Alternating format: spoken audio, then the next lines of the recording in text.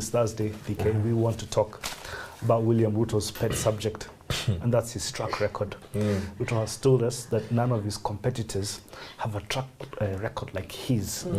And you know what? We agree with him. In fact, we want to tell him that there's no vice president or deputy president, for that matter, with a record like his. He is in a league of his own. Perhaps you're wondering what track record Ruto would have that separates him from his competitors and predecessors. We will tell you that today.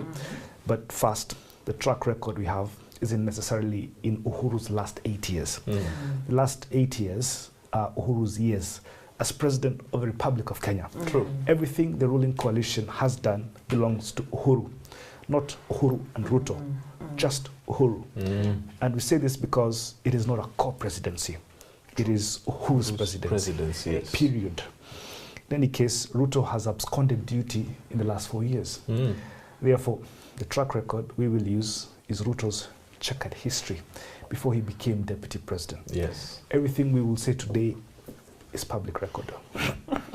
Now, did you know that Ruto is the only vice president or deputy president in Kenya's history that has been found guilty of stealing land while in office? Yes. In 2013, a Nairobi court found Ruto guilty of fraudulently obtaining 100 acres from a man known as Adrian Muteshi. At the time, Ruto was accused of illegally obtaining this land. He was actually a cabinet minister and a member of parliament. That's not all. Some years back, Mwalimu Mati, former Mars Group CEO, told the country that before Kibaki came to power, William Ruto had the title deed of Processional Way. Here is a clip. Road that leads from State House down into town. It's called Processional Way.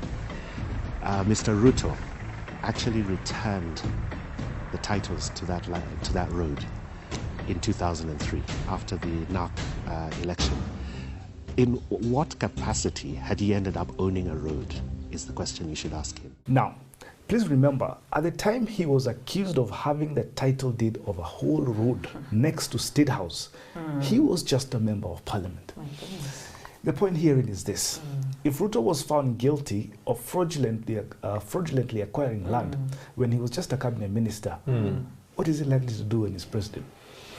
If Ruto, who was just an MP then, had the title deed to a road that connects State House to Uhuru Park, what is he likely to do when he's president? But more importantly, if that wheelbarrow party is full of thieves, wash degenerates, murderers, and all manner of misfits, how will Kenya look under Ruto? The truth is this.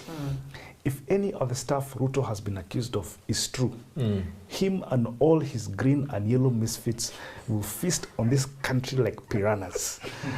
And that's because, according to Ruto and his allies' track record, their mindset is not multiplication of wealth. Their mindset is net consumption of wealth. In any case, Ruto himself told us in 2013 he only had 100 acres to his name.